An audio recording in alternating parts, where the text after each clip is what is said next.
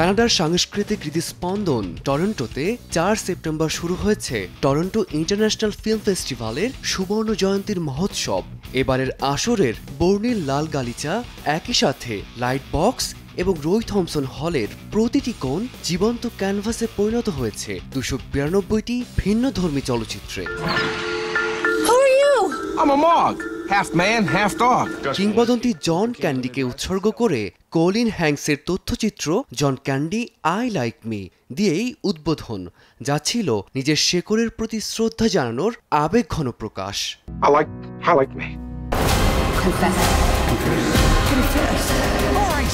এবারের আসরে রিয়ান জনসনের ওয়েক আপ ডেড ম্যান আর knives out mystery, Guillermo del তোরোর ফ্রাঙ্কেনস্টেইন, পল গ্রিনসাসের দ্য লস্ট বাস বিশেষ আলো ছড়িয়েছে। এছাড়াও নজর কেড়েছে নিয়া দা কোস্টার হেডা, স্কারলেট জোহানসনের ইলিনর দ্য গ্রেট, সাথে বিশ্বের তারকা ও নির্মাতাদের বৈচিত্র্যময় পদচারণা।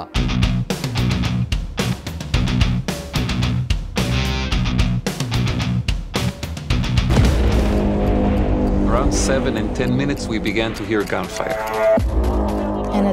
এছাড়া গাজার যুদ্ধকে ঘিরে নির্মিত দ্য রোড বিটুইন আস প্রামাণ্যচিত্রের প্রদর্শনী ঘিরে ছড়িয়ে পড়ে তুমুল বিতর্ক আর উত্তেজনার পারদ।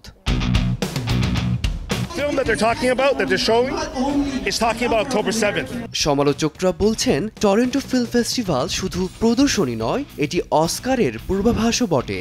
ফলে সারা বিশ্বের সিনেপ্রেমীদের কাছে এক অপূর্ব মেলবন্ধন তৈরি করেছে 50তম এই আসর।